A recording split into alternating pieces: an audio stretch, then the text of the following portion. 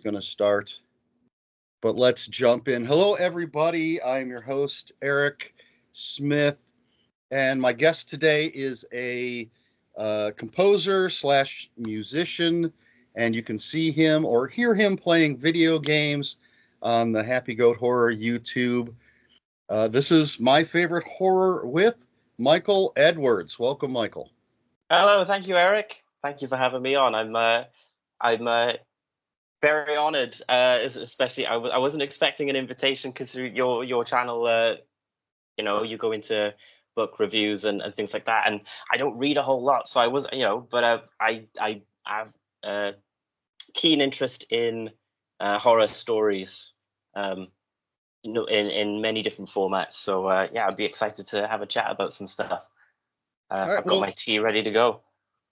All right. Well, you semi-answered the first question I was going to ask, because I am mainly, my channel is about books, and so you say you don't read a lot, but what do you read? Who are the authors you like? What are the books you like? So yeah, I actually really don't like. I don't remember the last time I sat down and read through a whole book. I'm as blasphemous and heathenish as it is, apart from I read Kaylee's stories, but yeah, like I could name favorite horror authors in terms of I like their stories, and I tend to mostly be exposed to the adaptations and things like that, and I'd probably say Stephen King is up there, not even just for horror stuff, but even non-horror stuff. Shawshank Redemption and The Green Mile in particular are fantastic. So if you had to ask me a favorite author in terms of, the types of stories that come out, I'd probably say Stephen King.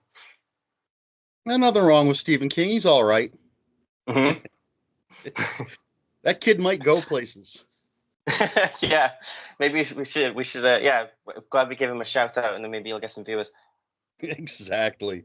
All right, we got the book stuff out of the way, because that's not what I want to talk to you.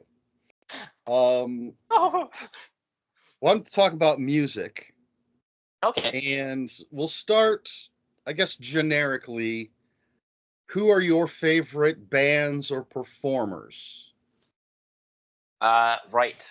Bands and performers. Well, I give them a shout out whenever I can, because I've seen other people refer to them as the biggest band that no one's ever heard of, because they're a Japanese band, and they're basically the equivalent of Queen in Japan. They're that big. They're called X Japan, and they're sort of like a power metal. It's hard to call them a genre because their genre is, I think, something called visual K, which just means visual shock. The genre itself doesn't describe their music at all. They just look like troll dolls with hair that's 10 feet tall and things like that. But it is music quite unlike any other band I've heard. Their drummer is also the pianist, and his name's Yoshiki, and he writes everything, and he's clearly got a classical background, and you can hear it woven into everything with the music. It's like this fusion of orchestra and metal, and it's really well done. So yeah, X Japan will probably be my top pick. And then to bring it more at home, I'm quite a fan of 90s or early 2000s new metal, Linkin Park, System of a Down, things like that. It's kind of up my street. Audio Slave. I remember thinking once, I was in a bit of a Rage Against the Machine kick, and also a bit of a Chris Cornell kick, and I was like, had this sort of thing in my head, like, oh man, I wonder if I ever had a genie grant me a wish, I'd have a band that was Rage Against the Machine, but with Chris Cornell as a frontman. And then like 2 days later, I discovered Audio Slave. I was like, oh, that's what that is. Fantastic. So you discovered your superpower. I can will things into existence. Yeah. But only if I'm unaware if it exists or not. My experience with Japanese music is only Puffy Amiyumi. Right. I've not heard of them. You have to fill me in. Oh, well, it's two young women, Ami and Yumi, And originally, as I understand it, originally their band was just called Puffy Mhm. until Puff Daddy made a scene, Oh. caused some trouble for them, so they had to add their names, so they became Puffy Amiyumi. And Mhm. I discovered them because they do the theme song to Teen Titans Go, Oh, right. which is Yeah. my second Yeah. favorite cartoon theme song. I've had a couple of their albums, and they'd have a couple songs in English but mainly in Japanese, and they're just pop. Mhm. They even had a Yeah. cartoon. Oh, that's wicked. There was the Puffy Amiyumi cartoon, uh, which they did the theme song for, of course. But yeah, so that's about the extent, and that's even not a lot of knowledge about Yeah. Japanese music. I Um, find it really funny that you mentioned that about the name. When they had to change it because of Puff Daddy. X Japan used to be called X, and they found out there was another band in America called X, so they changed it to X Japan. But then it came full circle. I think just a year or two ago, whenever it was, Elon Musk bought Twitter, and he changed it to X, and he's trying to register trademarks into every country, and he tried to register X Japan, and Yoshiki tweeted like, "Hey, nice try," something like that. like that Elon Musk, what a rascal! Oh, that Elon. Yeah, I dig the bands that you're talking about, uh, and actually, one of my favorite musicians is Adrian Belew. Hmm. Don't know if you're familiar with him. Might have I've to actually seen him. What's might have that? to help me out. Might have to help me out. He played for with King Crimson. Hmm. He's done tons of solo stuff. I saw him once with a four-piece band he was in called the Bears, and then I saw him doing his own thing. But he's played with or played on albums for like David Bowie, Talking Heads, um, a bunch of other people. But Nine Inch Nails, the reason I brought him up is I believe the way I heard the story was when Trent Reznor recorded Downward Spiral, I believe it is. Hmm. Once Reznor was done, he basically just handed it over to Adrian Belew and said, "Add what you want, do whatever you Yeah. want." And so there's a lot of Adrian Belew stuff on that album. He won back in the day. I think he won Guitarist of the Year from Guitar Magazine a couple years in a row. Hmm. Just an amazing performer.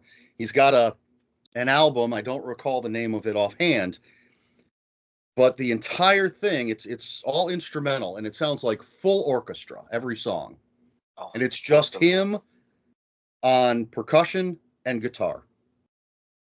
I'd love to. Yeah, if you remember what that is and send it to me after, I'd love to have a listen to that because fully instrumental stuff is stuff I really like because I'm quite into soundtracks myself. he That's what I listen to a lot of the time.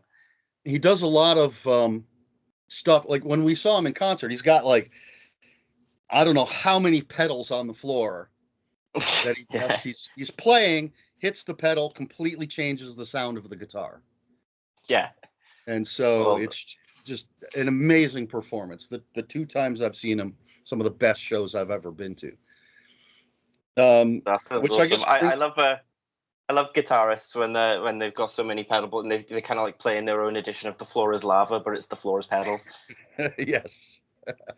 Oh, he even did a song um, when his daughter was, I think, 5.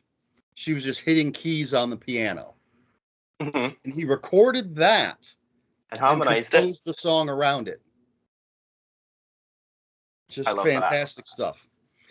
Um, so, which brings me to who would you say are your influences? Right. Um, well, the one aforementioned Yoshiki Hayashi, drummer and pianist of X Japan, he writes some amazing stuff. But in terms of soundtracks, number one, top of the list is the John Williams of video games, which is Nobuo Uematsu, who wrote for the first 10 Final Fantasy games. Um, he's absolutely incredible. Those who've played the series know exactly what I'm talking about. Um, I spend my days trying to make my compositions just even capture the slightest bit of magic that he does. And I'm studying, my favorite pieces of his, and I'm like, this specific chord change, I want to learn what that is. What is that trick? How did he do it? How did he set it up? And I write them all. I got them in my little notebook, little list of notes of the Nobuo magic that I kind of collected. I've got a collection of stuff. But I also like Koji Kondo, which is a Legend of Zelda composer. Masami Ueda, who did Resident Evil 2 and the first Devil May Cry. Let's see. I mean, I go into the film composers. I just end up listing names that everyone knows. John Williams, who everyone knows. Hans Zimmer, who everyone knows. I like Ennio Morricone as well. I like the range. You go from Western soundtracks to The Thing, and there's just such a difference in how those soundtracks are written. I don't know. Those are probably the top influences, I'd say, overall. Okay. Yeah. You mentioned Ennio Morricone, and that his name always brings another musician to mind. Are you familiar with John Zorn? No. When you said John, I thought you were about to say John Carpenter. No. Who did John Zorn write for? Well, I wish I could easily access my CDs here and pull out the one that I have. I should fire up my computer and have a Google search going right there. I call his music, at least on the one album, avant-garde acid jazz. Yeah. And he plays some Ennio Morricone stuff. And actually he has I think it's a Japanese vocalist on these. He has these songs that are like 10 seconds long. Mm-hmm. Where he's just wailing on the saxophone insanely, and then this vocalist is just screaming insanely. Yeah. But then he does the James Bond theme in one of the songs. He does the Shot in the Dark, I think, the Pink Panther theme. Oh, right, and, yeah. Like I said, he does some Ennio Morricone, but just it's wild and goes from these nice, very straightforward, sort of melodic with his own twist on it to, again, these crazy, just almost noise compositions. Mm-hmm. And I think he's worked with Mike Patton from Faith No More. I want to say he might be associated with Mr. Bungle, but I don't recall. But yeah, I mean, John Zorn, maybe check that guy out. Yeah, I will. Yeah, I should get a homework list out because I want to check out some people. I think the album that I have is called Naked City. Righto. But it's over there somewhere in my stack. In my sign. Yes. That's okay. Because I need to expand because I have my things that I like. I have a very short list of things that I like a lot. Do you know what I mean? I'm one of those people who watch the same things and listen to the same things over and over and like sort of study them. My I don't know. My range isn't quite broad as much as it is narrow but deep. If that makes any sense. Sure. Yeah. All right. Well, the main question I have for you sort of encompasses everything, which is, how do you do it? What is the secret? What are your secret? How do you compose music? A simple question. Very easy. Yeah, with a lot of varying answers, and they can change. They change depending on the person, and they change depending on my mood. Because some people have a very rigid structure. They say, right, I'm going to compose something. I'm going to write a melody, and they're going to do the melody first, and then they'll write that out, and then they're like, right now I'm going to do the chords, and then they'll block out their harmony, and they'll do it in a very structured way. But sometimes, it sparks from a small idea. I can think of a drum beat or a bass line or one chord change, or a melody or something like that, a melodic hook, and it's quite daunting, the idea, and it is to me, the idea of having that idea and expanding it out into something big straight away, like picturing this big thing. I sort of treat it like I'm unearthing something, and I just let it write itself. So I'll start with an idea, and I'll put it in, and then I'll be like, okay, I've recorded that little bit. I'll record a bass line to it, and then maybe I'll expand the bass line, and I'll move different chords, and I'll move around the place, and it's like, oh, all of a sudden I've got a section here. Okay, and the big thing is like key changes and modulations, moving from place to place. How do I make the next part exciting? And I usually just input what I've got, listen to it back, and then as soon as it hits the end, I hit stop, and it's like, what's the first thing I hear in my head? What do I want it to go to next? What's the first thing I hear? And usually something will happen, and I'll record that, and then I'll put it all in, and I'll play it back, and if I like it, I'll keep it. If I don't, I'll back away from it for a second, and I'll come back, and I'll try again, see what else happens. But most of the time, I think the important thing is that a lot of people want every idea they have and every little piece they have to be perfect, and they will overwork on those little bits. And I've kind of gotten out of that habit now. I think, right, that's good enough. That's my idea. Let's make that idea as good as I can.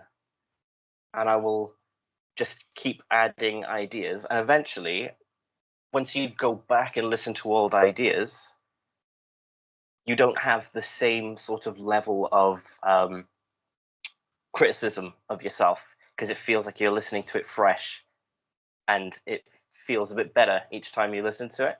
So I'm kind of learning to trust my instincts a bit now, and just sort of just kind of let it out, just write as I go, let it out, don't overthink it, come back to it later. If I come back to it in 2 days and I don't like that bit, I really don't like that bit, I'll get rid of it. If that makes sense. Mm-hmm. So that's kind of like my process. Is quite free form. But yeah, I'm not sure if you've got any questions about like any specific I do. aspects. Because that's quite. I feel like that's a very broad answer, but I feel like some people might want specifics, like software that I use and things like that. Well, I was just going to ask, do you play it on the keyboard, or what do you play on? I play on the thing that you are recording on right now. Aha. I've got you balanced precariously on a keyboard there. Well, I could show you a little tour of my studio here. I've got so I haven't got a big mixing desk or anything. That's all just onboard software. But I play on my keyboard. I've got a pedal under there, and I record mostly with. I haven't lost you, have I? Nope. I'm just looking at your hand. my screen's just gone blank. Oh, I thought I lost you then. I'm not going to move the camera again. That scared me. Yeah, it's so I record on a DAW, a digital audio workstation. I'm going to get quite simplified for people who aren't in the know at all, which is just a piece of software that you can record audio into, or you can record MIDI into. A lot of people think MIDI is the sound. If you say MIDI, you imagine low quality chiptune kind of thing. Mm-hmm. A lot of people do. That's not necessarily what MIDI is. MIDI is just a controller. It says, right, I want you to play an F sharp for this long at this octave on this instrument. and then you can change the instrument to whatever you want. And what I use is sample banks, and I've got some pretty good ones that basically, if I select a trumpet, it's a recording of somebody playing an F sharp on a trumpet, and it's a good recording. So for all intents and purposes, it sounds quite real, even though I'm using MIDI. So that's mostly what I play on. You can change it to anything. You can change it to drums, and the drums are mapped out on the keyboard in certain ways. The bass drums on a C and things like that.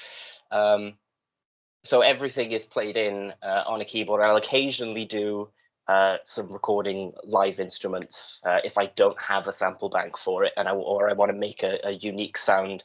I haven't had called to do that much, but I can set up a microphone and record something in if I want to. But most of it, 99% of it, is MIDI. It's all played on the keyboard. And the DAW that I use is Cubase, because I don't use Apple stuff because I'm poor. So I've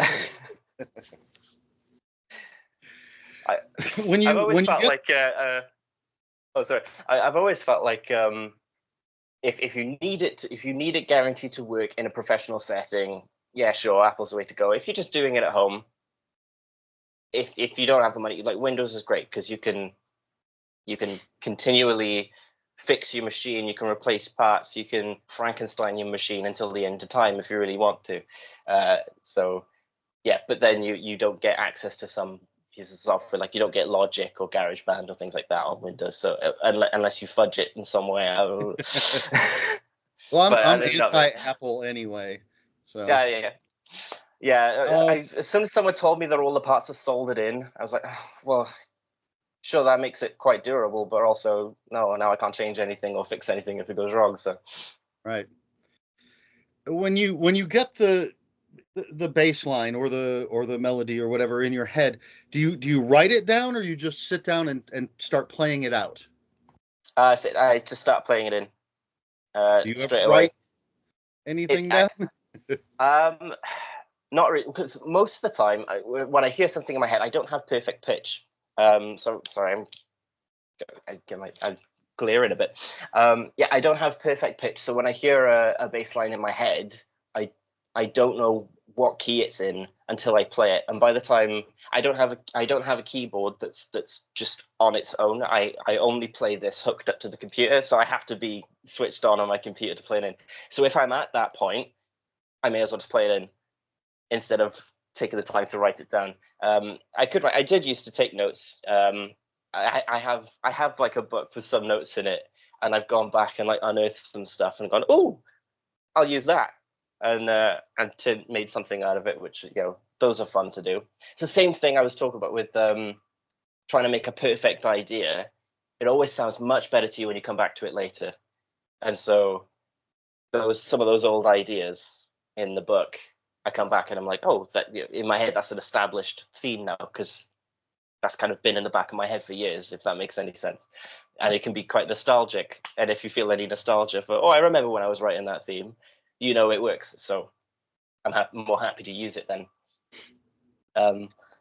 But sorry, I've tangented quite a bit there off the point. No, that's great. That's what I want. I want you to just talk about this stuff. Yeah. My mind goes a little bit all over the place. I'm not used to this sort of I'm a little nervous, so I'm rambly a little bit. But yeah, when I could write notes, but it's much more convenient at the time when I'm already playing it. I just record it in to the software, because then usually if I get to the point, it's like when I imagine it might be like when you start writing a story and half the battle is just opening up the Word document and getting the first few sentences done. Would that ring true for you?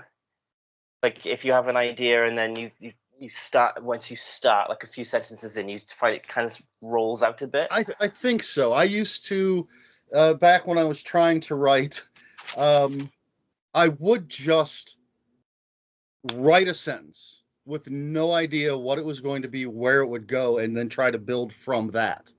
Mm-hmm. And I actually did I was in the service and I spent a year in Iceland, and I did this writing exercise where I would start every story with, "It was a dark and stormy night," and then see how many different divergent things I could make just from that. Hmm. So yeah, just having that beginning. Yeah, For me at least, writing was a great exercise in, okay, I have this, where can it go? What can I do with it? yeah, absolutely. So it feels exactly the same when I write in music, and it's much easier to sort of allow yourself to just go with it and write more stuff if you're writing it into software where you can hear it being played back. uh, I'm not like any of these composers back in the day that could write it out on paper and they could hear it in their head. Like I need to hear what's happening. I can't just write it on paper. So like I can guess that this would sound right, like correct, but I wouldn't know exactly what it would sound like until it was actually being played out for me. So yeah, it makes it much easier to sort of. I kind of call it doodling in a little bit, where I just like put these little bits and pieces of ideas. I'll record a bit over there, a bit over there, a bit over there, and I'll just kind of like try and layer some pieces over each other sometimes, and kind of like Lego to sort of see, does this bass line work with this better, or does this one work better, or yeah. So yeah, that's the answer to your question. I don't tend to write it out on manuscript anymore. I tend to just put it in the computer. Okay.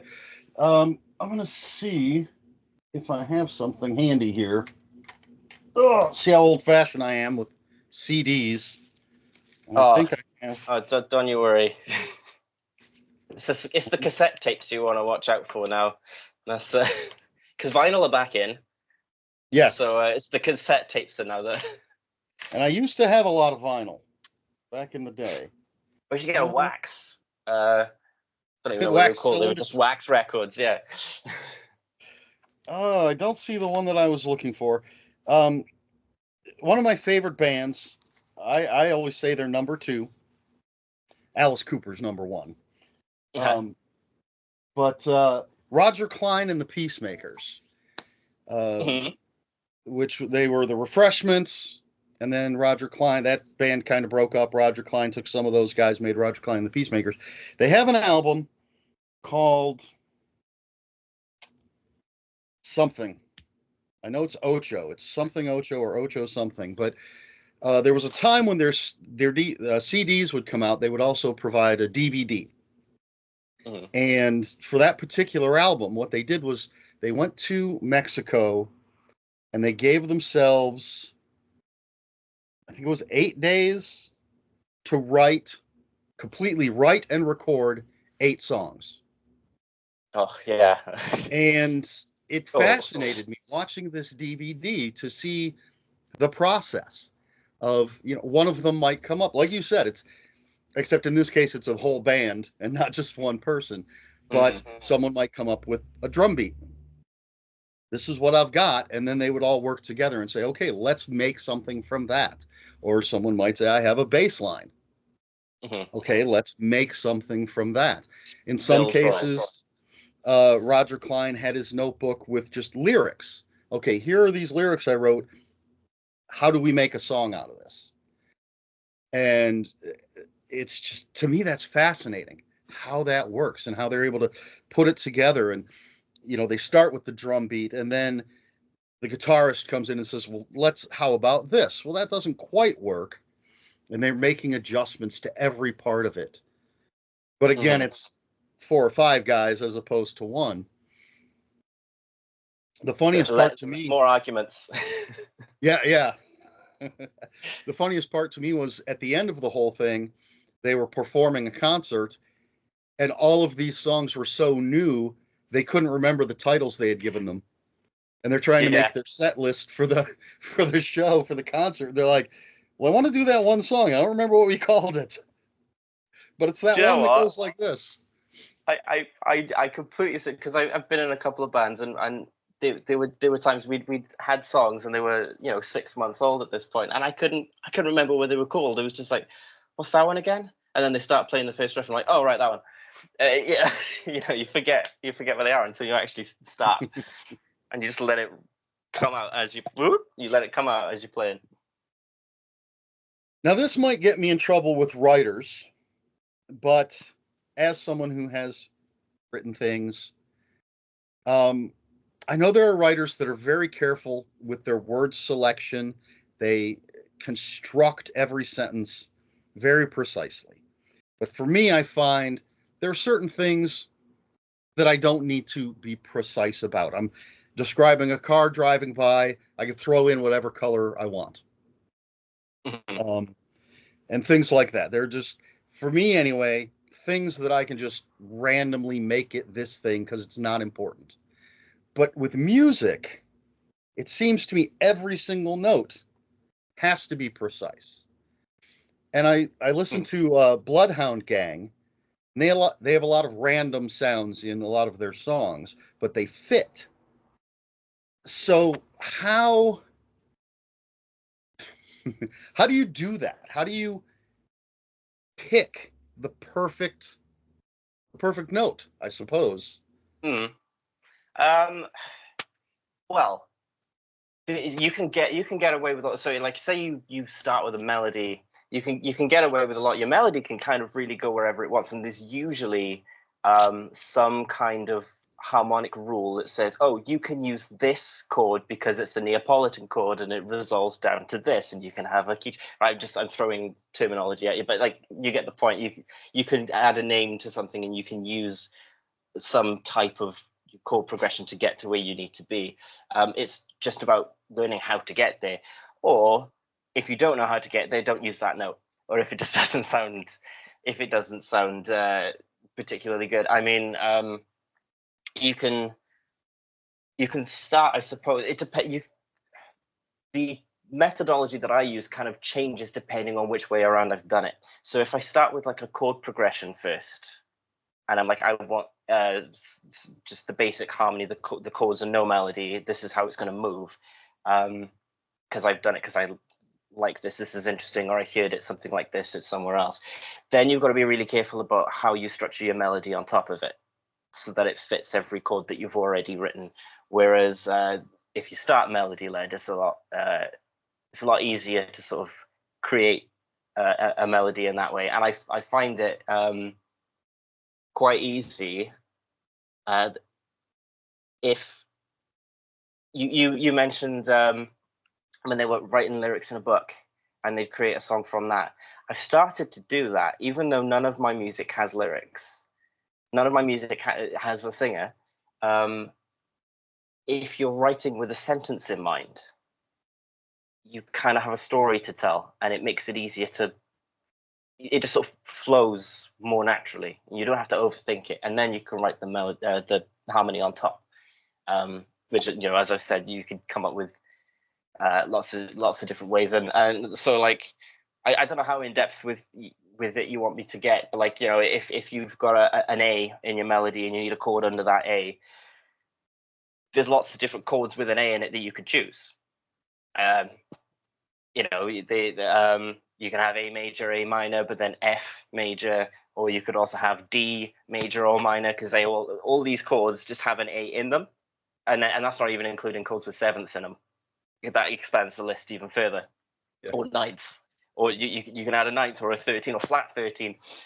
There's a lot of chords you could choose at any given moment for any melody note. So it's like ordering from a menu. Like, what I want it to sound like here, and I think finding your own sound is like sort of expanding that menu and choosing more interesting choices wherever you can, wherever you think is appropriate. What was the question? I've rambled. No. Um, the question was, how do you pick the notes? Yeah. So, yeah. Um, well, yeah. I guess that's it, really. Well, it sounds like So the other way around, like if you've written the chords, like I said, like a chord has, if it's a seventh chord, it's got four different notes in it. So your melody could pick one of those four notes, and it could be. Generally, you go to the closest one, or if you're deciding and making a leap at that point, you can make a jump in some different direction. So that's kind of generally how you do it. You just sort of match the notes to the chords, whichever way around you do it. But it's quite freeform, and there aren't a lot of wrong answers, to be honest, once you start to get into it. well, that makes me think of cooking, and Mhm. if you're versed in cooking, you know that this ingredient and this ingredient are going to go together. Yeah. They're going to give you the flavor you want or something, but you can still say, well, let's take this ingredient and this ingredient, see what happens. It may or may Yeah. not work. Yeah. And But I you have try and that get ability to pull all these things and see how they go together. yeah. So it's yeah, combining random flavors, I guess, is a really good way to describe it. You give people stuff that they know, stuff that they recognize.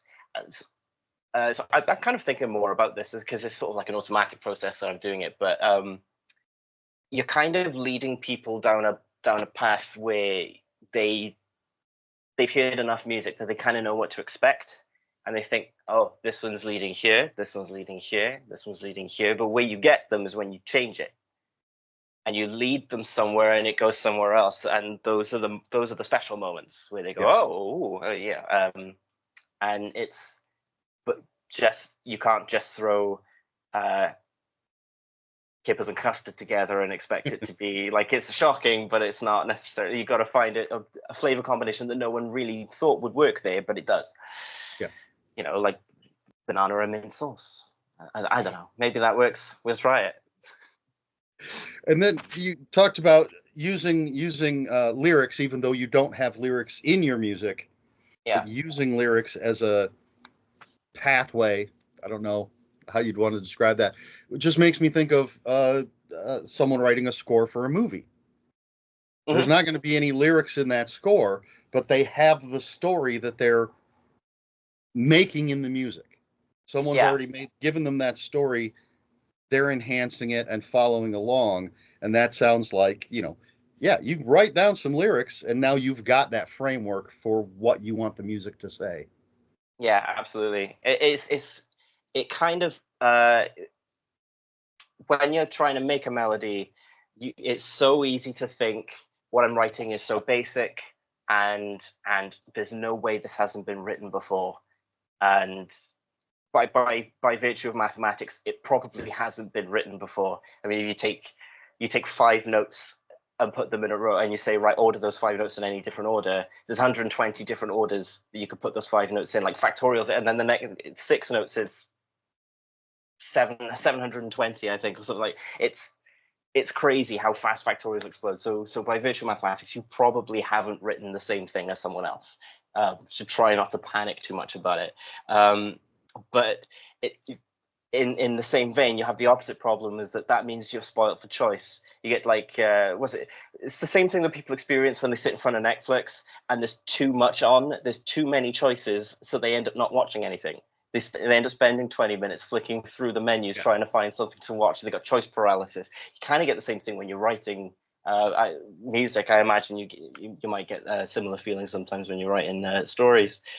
So what writing words does, even it doesn't have to be like poetic or lyrical in any actual sense, and no one's actually going to hear these words, but it gives you something to work to, and it kind of reduces those choices and makes it easier to sort of streamline your process on something. And I found that quite helpful to do sometimes. Just kind of narrow down the amount of choice that you've got. So yeah, that's kind of why I do it.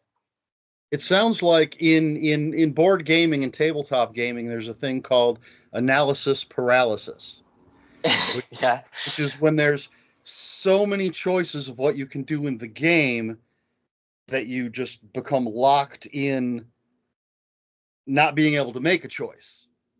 Mm-hmm. I You're was kind of like analyzing. when I fire up Baldur's Gate and I don't know what to. There's so many different choices of class and race that you can make your character and weapons you can choose. So I end up just making some guy that looks like me with a sword because I don't really know where to go. That's what it sounds like. Because you have so many choices, as you said, exponentially, it gets bigger and bigger. Mm-hmm. Um, have you had that problem at any point where you're just sort of overwhelmed, or are you more focused and you have an idea of what your goal is?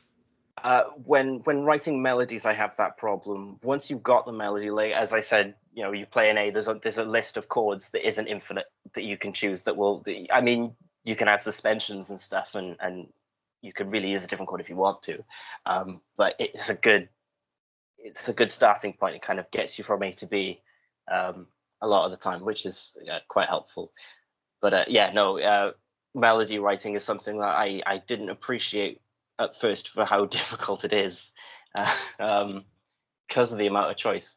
But so I think I do feel it in part, but once I get rolling, once I have an idea, once I've got 2 or 3 different melodic hooks and I'm happy with them, then it just sort of happens. It just sort of all comes out, and I get to the climactic bit, and I'm like, oh, I wonder if I combine these 2 melodies and put them together, and use counterpoint, and sort of like 2 things playing at once, and what do they make? And oh, they sound great, fantastic. Sometimes I don't even have to work hard to make those bits work. But so it's hard to start, but then once you get going, it snowballs, and it just kind of writes itself.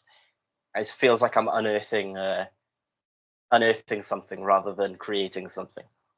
Music archaeologist. Yeah. When did you realize that this is what you wanted to do? Were you a kid and you were just like, music is amazing, I want to do that? Or was there a catalyst, an inciting event? Not a particular event. I remember I was about 14. I was in comprehensive school, and I was listening to soundtracks, and I was listening to Final Fantasy soundtracks in particular, and I just found just the soundtrack alone. I was listening to it, and it was filling me with the same joy that playing the games did when I was a kid. Just the music alone, it was taking me back. It was making me nostalgic. It was kind of because when you're a teenager, that's kind of when you start to first discover nostalgia, isn't it? Because it's the only time you're old enough to have past memories that really that you remember. And I sort of realized the power of the music and how much of my experience of those stories was embedded in the music, and how happy it was making me listening to this music again. I was like, and I'd already been playing some music at that point. I'd been a drummer for a few years. I was playing piano, and that I just kind of decided then, I really want to write music. I want to write music that will do this for someone else in the future. Will kind of transport them back to something that they liked when they were younger. So yeah, that's what it was really. Yeah. Now you have your own YouTube channel. Yes. With some of your music on there. Mm-hmm. 3 that I know of. Is that where we're at right now? 3? I've got a few more on there, and I actually today in advance I launched a Facebook official business Facebook page for this, with everything linked. So I've got a few 6 I think I've got now. Okay. And I've got a 7th on the way. If you like Studio Ghibli, I may have copied a little style from there. So I'm trying to go in lots of different directions and see what sticks. I'm throwing stuff out in different directions. I believe Cut and Run was the last one that I heard. Yeah, that's the last one I did. And your sister posted about it on Facebook and talked about Final Fantasy. Mm-hmm. And I did say I've never played Final Fantasy. Mm-hmm. So I have no knowledge of any of it, what it sounds like. But it did evoke feelings for me of, and I said this on Facebook, of I could picture, like a horseback chase in a fantasy film. Mm-hmm. Or, the heroes on horseback riding to the rescue. And so it very much, I could picture it in my head. Awesome. Which is, I think, a very, a testament to the power of music. Mm. Be able to do that. It's always like it's surprises. So people say, I pictured this, or someone wrote a nice comment to me on something I shared it on a private forum that I'm on. So one of the ones that I reminded them of on a boat with their grandfather when they used to go fishing, and I was like, things that you don't.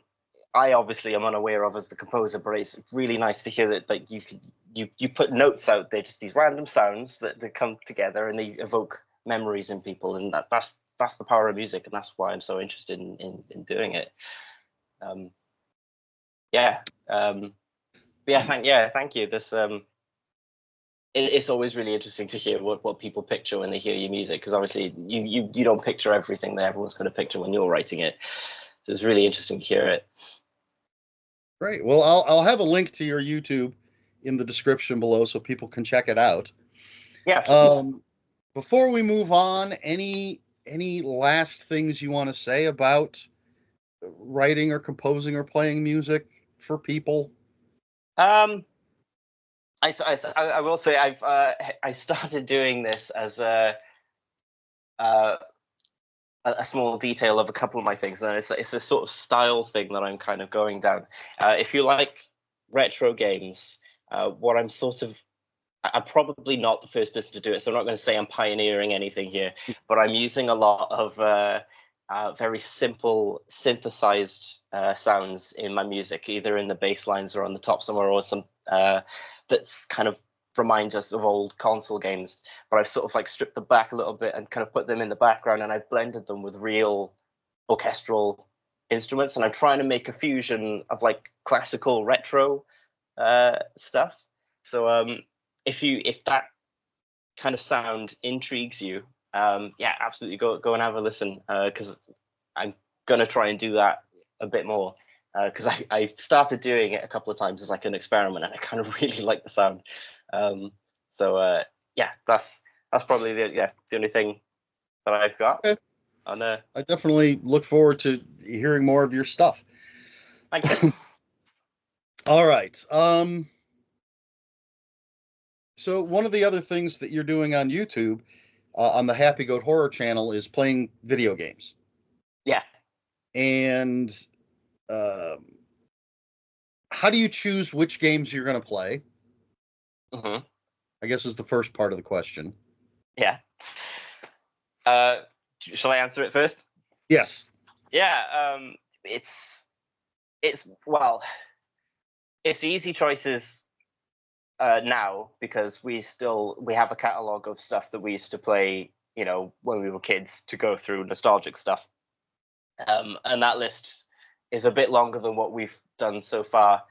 Except I think the only exception would be like Resident Evil 4 remake that we did, because Kaylee didn't play the original RE4, and I didn't like it that much when it came out either. I mean, it was treasonous to say, but it was quite different from the first trilogy. I obviously love it now, now that I've taken my nostalgia, hatred goggles off. So apart from that one, which we kind of played because I insisted it would be great and it was new, yeah, we just kind of go over stuff that we used to play when we were kids, when we were younger. That Parasite Eve 2, which we will get back to it. We've had some hang-ups on recording. We will resume. That's probably one of our most nostalgic games, especially because not many people talk about it. It doesn't feel like a mainstream title. In fact, it's one of those sequels that kind of got brushed under the rug, but the UK never got the first Parasite Eve, so it's the only one we had. That game has some nightmarish images. Right? Those I call them the horses with human faces. Mm-hmm. They Are terrified me. just they're horrible. Yeah, and I always respect a horror that can scare me in the middle of the day, because the setting is like in the middle of the desert. It's Yeah. I've made comments on it during the thing that it's kind of got a Tremors vibe setting. Is in the middle of the day. I mean, there was even that one guy, I think you commented, because I pointed out there's a guy that has like a wall of guns that looks exactly like Burt Gummer's. Yes. Uh, but yeah, if a horror can get me in the middle of the day, it's good, because you know it's not relying on anything sort of primal to kind of scare you. Well, I guess it's all primal, isn't it? But it's not relying on the primal fear of the dark to amplify its Right. scares. It's just here's the thing. This is disturbing enough. I'm going to show it to you in full daylight. Enjoy. It's got pipes coming out of its neck. Like, well, who the hell made this thing? Like, Yeah. Excuse me. Yeah, so those videos are a lot of fun. It's you and Kaylee, and I haven't seen all of them. I need to go back to catch the ones that I didn't see before I started watching it on a regular basis. But is it mainly just you playing it and the two of you talking, or is Kaylee doing? Is there any gameplay with Kaylee aside from the shooting gallery? I know I've seen her try the shooting gallery. Yeah, we initially we planned that we were going to split the gameplay, and the ones that Kaylee was more of a fan of. We had this idea we were going to do all the remakes and originals of the Resident Evils, and because Kaylee played the originals before, she would play those, and I would play all the remakes and split it 50 and stuff like that. But we got we got about one episode into, I think we were doing Resident Evil 1. And we didn't leave a room for 30 minutes because Kaylee couldn't play and talk. She couldn't handle the processing both at the same time. Completely understandable from my perspective. Yeah, probably because, and I underestimated, that this would happen because I know those games back to front. I played them much more than Kaylee did. And so she would actually have to solve all the puzzles. She'd actually have to remember, work out where to go. Whereas I just know on autopilot because I've done this game 6 times, or something, and I can just sort of breeze it, which is probably the reason why we're sticking to games we know for the time being. Once we go into games that I don't know anymore, I don't know what's going to happen, but we'll see. I mean, for me, the fun is the two of you and the banter. Yeah. If we're just you playing a video game and maybe just explaining what you're doing, as a lot of video game videos do, I think, not that well versed in them.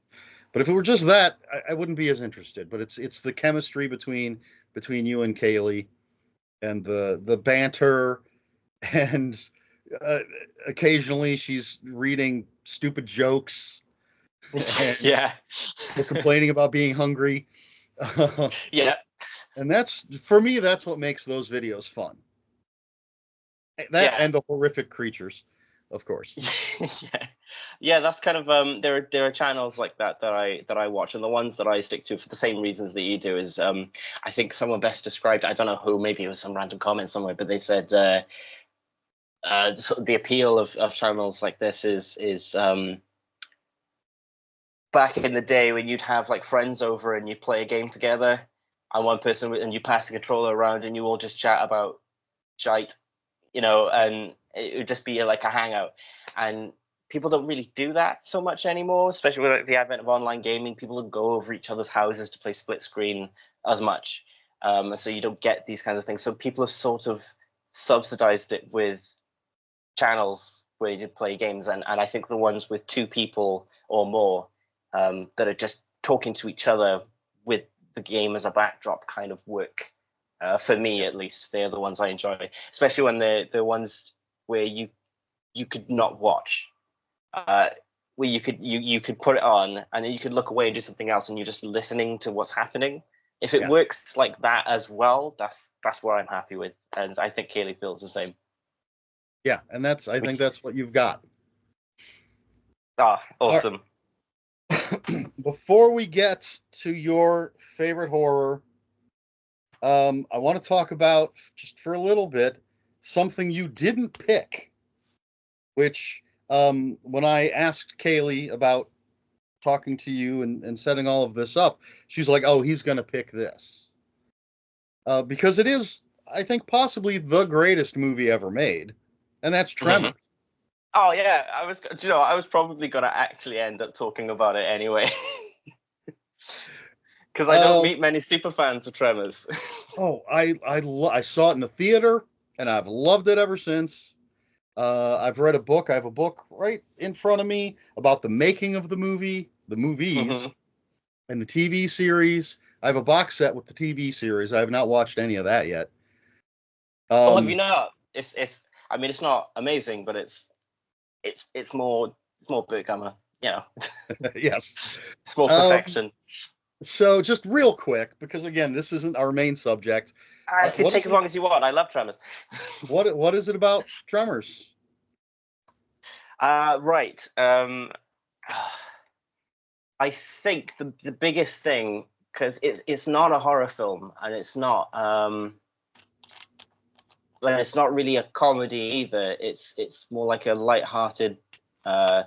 It's a light-hearted monster movie that doesn't take It doesn't take itself too seriously. Like the concept, of these monsters that look like penises that erect from the ground and come chasing after you. It like on a first glance, it looks ridiculous and it seems silly. It's like, oh, they're running from worms under the ground and they're playing the floor as lava. They're jumping on rocks and things. But when you actually watch it, it's played completely dead seriously. And the characters take the situation seriously, and nobody's an idiot. It's got a great cast with a lot of characters, and you find yourself just right. Unlike a lot of other horror films where you end up rooting for the monster because the characters are absolute imbeciles and make stupid decisions that you never would if you were in that situation, when you watch Tremors, you feel completely on board with every single one of those characters, because once they know what's going on, no one makes a dumb decision in the entire film. It's constantly ramping up tension and escalating threat, and they find more and more creative ways to handle what's going on at every step of the film. And a lot of people would just say, "Oh, just get out." It's like, well, yeah, that's the plot. The entire film, that's all they're trying to do is leave. And yeah, how do we do it? How do we keep ourselves safe? And how do we fighting them isn't their priority. They end up doing it when they have no other choice, and they find a different creative way to do it every time they need to fight one of them. I say not always creative. When you want a scene where you just have a wall of guns and they just blast the shit out of one of them, like you get that too. Like you get everything. You don't have that character that you want to die. The closest is probably Melvin, the kid. Exactly. But like he doesn't bite it, and you don't feel bitter. You don't think, oh yeah, he deserved to die. Like he's still a kid, and you still don't want him to die. He gets his comeuppance in the form of he gets handed a gun with no bullets in it. Yeah. he tries to fire it, and he's like, ah. So yeah, I think that's what's different about it, is that it's kind of humorous and doesn't take itself seriously, but it takes the monsters and the plot seriously, and it strikes this perfect balance of being fun but also making sense at every possible turn, and having characters that you completely rally behind. You're completely behind every single one of them, and you want them to succeed. And like, you never are you like, I want that character to get eaten, I hate that character.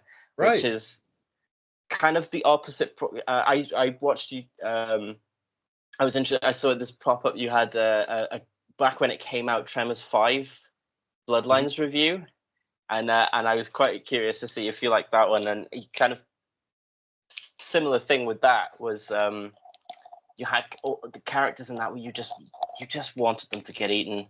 Yeah. Like you just didn't like any of them. Is that one guy that like tries to rip off a Predator quote? He says something like, "If you dumb, you bleed," and then he gets offed, and it's like unceremoniously, and it doesn't treat his characters with the same level of respect. I think Tremors 2 was also good. I think one of the best direct-to-video sequels that are out there. It kind of has the same thing where you like all the characters and you don't want any of them to go, and they all act very sensibly throughout the whole thing. Yeah. 3 or 4 are all right. Yeah. I like it. Once they stopped using the puppets. Sorry, yeah, go on. Oh, I was going to say, the thing I would add is the chemistry between Kevin Bacon and Fred Ward. Yeah, 100%. Just two of the best characters and one of the best friendships. Mm-hmm. They are so fantastic. And just the running gag of the rock paper scissors. Yeah. At all times, and it gets subverted right at the end with when they're on the rooftop and one of them's running for the cat. Yeah. And, I lost. Guess I have to do it. Yeah. And of course, Michael Gross and Reba McEntire Hmm. are fantastic. As you said, everybody's in it great. Everybody in it is great. Um, Yeah. and my favorite subgenre of horror is animals killing people and creature features. Hmm. And as you said, typically I'm rooting for the animals. I'm anti people. I'll admit it. Yeah. I want to see the animals tearing people up. But yeah, in this, you don't want that because they're Yeah. all such great characters. Yeah. They all The work only so ones well that together. Yeah, the only ones that get it. I mean, one thing I do really like about it as well is that the majority of the people that get it um, are at the beginning before anyone knows what's actually happening, and then once they do know what's going on, I think only like 2 people go from that point on, and it's for situations that were completely beyond their control, and Yeah, you feel bad for them, you know, like that one guy didn't have any solid ground. What can you do? Oh yeah, well. yeah. Just a fantastic one of my favorite movies of all time. Yeah, and my favorite frame of that entire film. I'm not sure if you have a favorite like moment or shot, but for me. It's enthusiastic hat flick man. You know, when Nestor just like flicking his hand, he's like, "All right!" You know, Oh yeah, when they yeah, get yeah. when they get the news that they shot one. I always just hyped up. I'm like, everyone, shut up! It's hat flick man. Just take it in. So if you ever watch Tremors, if this conversation at home has made you want to watch it, keep an eye out for Hat Flick Man. Right, he's the greatest thing ever. Absolutely. I'll make sure I'm focused the next time I'm watching it. But you know what? Tremors isn't what we're here to talk about. What Mhm. you chose to talk about for your favorite horror was, is it one video game or do we call it two video games? We'll call it two because it's it's kind of like you can choose the best aspects of both. Because it's Resident Evil 2 and Yeah, Resident Evil 2 Remake. yeah. And for once, Technically, they're one's called Resident Evil 2 and the other one's called Resident Evil 2. yes. So in future, I will refer to one as Resident Evil 2 and the other one as Resident Evil 2. No All confusion. right. And I've actually, perhaps for the first time ever, I took some notes. Oh my goodness. Now I have not played. Actually, before we get into that, very quickly, why did you choose Resident Evil 2 and Resident Evil 2? Uh, uh, because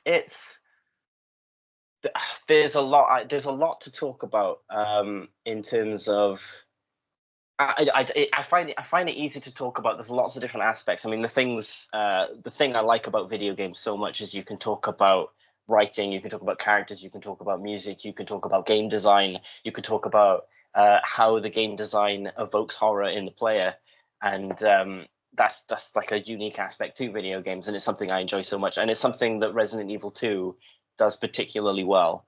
Um, and I have like uh, examples at the top of my head, as I find it really easy to talk about that game in particular. And with a remake that has its own pros and cons, there's more there's more to talk about. So I think that's why my brain just went there straight away. Like it's something I like a lot. Yeah. Okay. Um, so what I was going to say earlier was, I haven't played the games. I played Mhm. the tiniest bit of the original, and that's the extent of my experience. So I looked them up on Wikipedia, Mhm.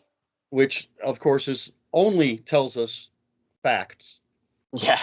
And I did make a couple of notes about some things. Um, but you know what? We're gonna go off on a slight tangent here. What do you think of the movies? Oh, which ones? There's Any of them, I guess. I do you know what?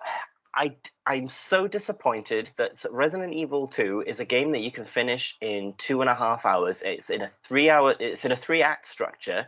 It is a pre-baked movie waiting to happen, and no one's done it. No one can do it. I think the problem some people run into, I think the best attempt, and I don't think it's a good film but it's the best attempt to try and be faithful to the games. Is the one that came up quite recently, Welcome to Raccoon City. Mm-hmm. It really tried, like some of the visual designs and the costumes. It's the first time they actually really tried to say this is an adaptation of the game, and I will give it points for that. But the problem is that the best Resident Evil game, at least in my opinion, is Resident Evil 2. So how do you make a film called Resident Evil 2 if you don't do Resident Evil 1, which has basically no story? It has setup and an ending, and 3 hours of exploration. It's hard to make a film out of that.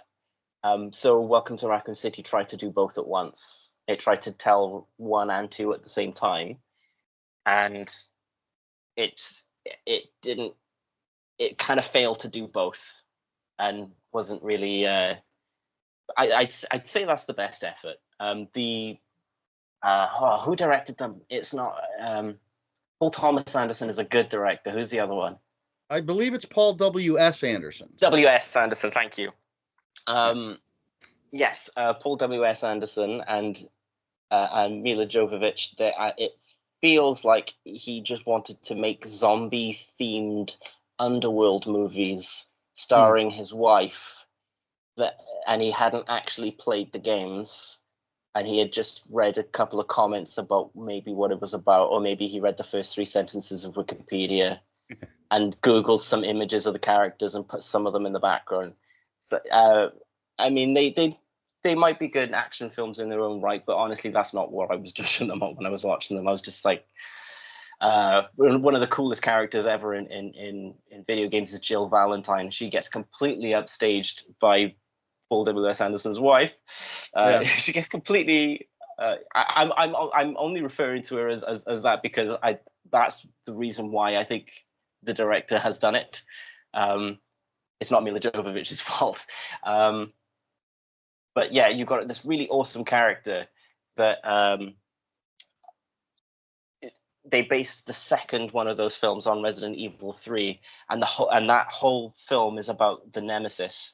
That whole game is about the Nemesis chasing Jill because she's a member of STARS, the elite police force, and he's trying to wipe out witnesses. So he's your Nemesis, right? And he's only after Jill the entire game because she's the only one left.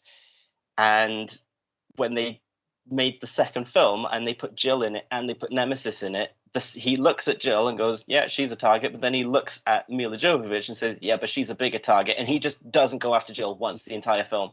And I'm like, but he's called Nemesis because he's Jill's nemesis. Yeah. You've missed the point of this monster completely. Yeah. So I didn't think much of those films. I liked the costume they did for Nemesis in that film, though. That was pretty good. They actually went for a practical costume. The guy could barely walk in it, and Nemesis is known for sprinting through the streets, but the guy was like, I could barely walk, but it was all right. I've only seen the first 3 of the movies, and I thought they were okay, but then I'm not, I haven't played the game.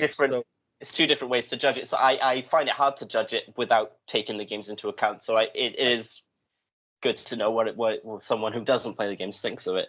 But then it makes me worry then, when people say, oh, I'd love to play Resident Evil. Oh, I hated it because Alice wasn't in it. It's like, yeah, she never was. Sorry. Yeah. But the thing that surprises me, and I hope I have this correct, is I think the 3 that I've seen are just okay. They're fine. Haven't seen the rest. Haven't heard a lot of great things about the rest. But Paul W.S. Anderson made one of my favorite horror films of all time, which is, I really hope I have this correct, Event Horizon. Was that him? I've only seen that once. I can barely remember it now. I just I saw it in the theater, and it's the loudest movie I've ever seen. Is Mila Jovovich in it? No. Oh. Let me just double check and make sure I haven't made a fool of myself. I heard of that film once, like over a decade ago, and then I watched it, and it hasn't. I need to watch it again because it didn't fully go in. Paul W.S. Anderson is the director. Oh my goodness! Lawrence Fishburne, Sam Neill, Jolie Richardson, Jason Isaacs, Sean Pertwee, all sorts of. I mean, a great cast. Got And a to me, relative of it's Sean Pertwee. yeah, he's fantastic. It's Clive Barker in space or Ah, Hellraiser in space. That's the feel I got from it. mm, Absolutely love that movie. I think it's amazing, and would never have watched that and then watched any of those Resident Evil movies and said, "Oh, that's the same director." mm, Would not have put that together. yeah. This it's so weird to know where he was coming from when he was making them. Was it just he wanted to make zombie action films and wanted the licensed title because he thought it would bring more audience, or it's hard to tell. I Yeah. just don't really know. Well, let's move on to the good stuff. Let's move on to the video games. Yeah. Resident Evil 2 and Resident Evil 2. Oh my goodness. So let's start with the original version, Resident Evil Mhm. 2. Yeah. Tell us about that. Little bits, So let's see. In a way, how are you with? I don't really want to get into too many spoilers with it, but just sort of like basics. Like, how are you with that? We can get into spoilers as long as we tell people, hey, people, there might be spoilers. There we Uh, go. I I Um, might we slip can try spoilers. to It avoid them. depends. Yeah. Um, Like if I talk about certain aspects of the game or certain scares that I like, um, and why I think they work, I won't tell you where they are, and I won't tell you everything about them. well, Maybe, let's but start with I'll the try and basic. be careful. I'm pretty good at this Start with sometimes the basic with storyline. What yeah. is the story of Resident Evil 2? Well, so this is the problem with Resident Evil 1 is I can sum it up in a couple of sentences as set up for Resident Evil 2, which is so the Umbrella corporation is a pharmaceutical corporation, quite big and famous, but they have underground dealings, and they make a virus that is intended to make biological weapons, and they let it goes wrong as it's wont to do. Oh, Things go wrong, and the virus gets out into the population. Um, so the first game takes place 3 months prior to Resident Evil 2, but it's on the outskirts of the same city, and it deals with containing an outbreak in a mansion out in the woods, and uncovering who's responsible for it. But then Resident Evil 2 is sort of the condition where okay, and now shit's hit the fan, and now it's hit the city, and it's and you follow two characters, Leon Kennedy, who is the most unlucky cop ever, turns up for his first day of work as a police officer. I think the novel says he drives from New York all the way to the Midway. I don't know, but he turns up for his first day of work, and it's a zombie city. And instead of turning around and leaving immediately when he senses something's wrong, he's like, I gotta see what's going on. I gotta find out what's going. I'm gonna go to the station and find out what's going on. And obviously, you get to the station and it's gone wrong everywhere. And yeah. so you basically, well, before I get into that, he also meets Claire Redfield, who is the sister of one of the primary protagonists of the first game, Chris Redfield. Um, and he along with Jill that I mentioned earlier are members of STARS. Who are the police department, the same police department that Leon's working for. They're special forces. They're sort of like above SWAT. I don't know why a Midwestern town with 100,000 people living in it has a specialized police force, but they do. They're Just in like case there's military. a zombie outbreak. Yeah. Well, it turns out they're not good at that because they're not trained for it. Um, but yeah, so they meet up and then they're sort of caught in the city and they decide, right, we need to get to the police station. Zombie truck driver crashes into them, leaves them stranded. They get split up and they've got to get to the police station. And that's the basic setup. You first 10 minutes of the game is absolute chaos. They throw you right in with zombies everywhere. You don't know the controls yet, and you've got to survive and you've got to make it to the police station. And then you've kind of got this, it starts with a peak and then it hits relative calm, where the police station has monsters in it, but it's not as insane as outside. So you've got kind of got this relative safety, but then it starts to ramp up a bit more from there. The games are sort of structured in a, you spend the first 50-60% of the game in that police station, slowly unlocking it and finding your way through it and finding files and backstories of people that were there before but are now gone. You meet a couple of characters that are still hanging on. And then you sort of pivot towards, it starts as a horror, but then as you become more equipped, it pivots to taking the fight to Umbrella, finding out what's going on, and it sort of becomes more of an action game as it hits its finale, and you so it has this sort of wave of peaks and troughs of horror and action that it goes through, which I find really fascinating. So that's kind of the basic setup. Now, reading about it on Wikipedia, and hopefully my information is accurate. You throughout the game you go between playing Leon and playing Claire. Mm-hmm. Correct, and they each meet different people. Yeah. That they hook up with, and there are little mini parts where you can actually control those people. Yeah. So the actual structure of the game is once you pick one of your characters, Leon or Claire, that's who you're playing as for that run of the game, and you get to the end credits playing as that character. But then what happens?